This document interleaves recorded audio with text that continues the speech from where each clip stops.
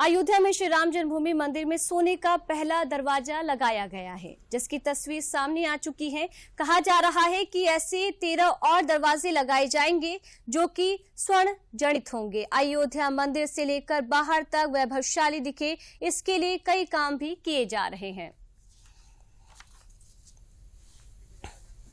और इसी पर ज्यादा जानकारी के लिए चलते हैं अयोध्या, जहां हमारे संवाददाता आशुतोष शुक्ला जी लगातार बने हुए, लगातार जो अपडेट है, जानकारी है, वो हमारे दर्शकों तक पहुंचा रहे।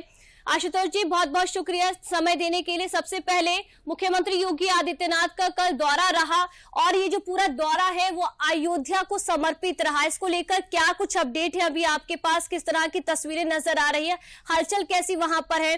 और जिस तरह से अभी एक सोने का जो दरवाजा है वो भी लगा दिया गया, इसको लेकर भी आपके पास क्या जानकारी है आशुतोष जी? जी देखिए पूजा, आपके सारे प्रश्नों का मैं उत्तर दूंगा, लेकिन सबसे पहले अयोध्या का जो मौसम है उस मौसम के बारे में भी मैं आपको बता दूं। अपने कैमरामैन से भी कहूंगा कि वो दृश्य दिखाएं कि किस तरह से सरजू का तट, जो राम की पैड़ी है, वो पूरी तरह से धुंध से ढकी हुई है।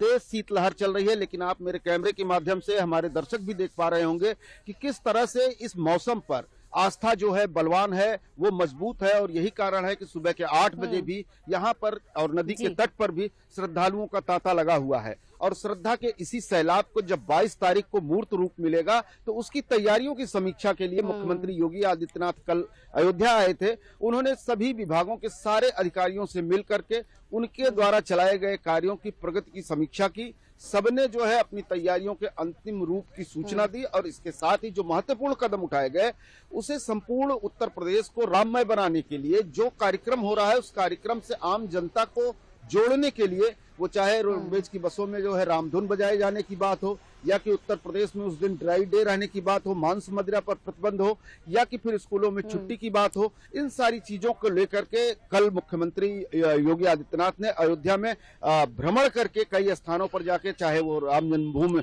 निर्माण क्षेत्र का जो है तीर्थ क्षेत्र का परिसर हो, या फिर अयोध्या की सड़कें हो, या फिर अंदर मठ है, कई स्थानों पर जाकर के उन्होंने साधु सन्यासियों से भी मुलाकात की और सुनिश्चित व्यवस्था यह करने की कोशिश की जा रही है कि जो यह कार्यक्रम एक अंतर्राष्ट्रीय स्तर पर आयोजित होने जा रहा है, इसमें कोई चूक न हो, चाहे वो दृष्टिकोण सफाई के स्तर पर हो, चाहे सुरक्षा के स्तर पर हो, चाहे भव्यता के स्तर पर हो, या फिर पवित्रता और आस्था के स्तर पर हो। बहुत बहुत शुक्रिया तमाम जानकारी के लिए। आगे भी आपसे तमाम अपडेट लिए जाएंगे, पर फिलहाल के लिए बहुत बहुत शुक्रिया तमाम जानकारी के लिए और तमाम अपडेट्स के लिए।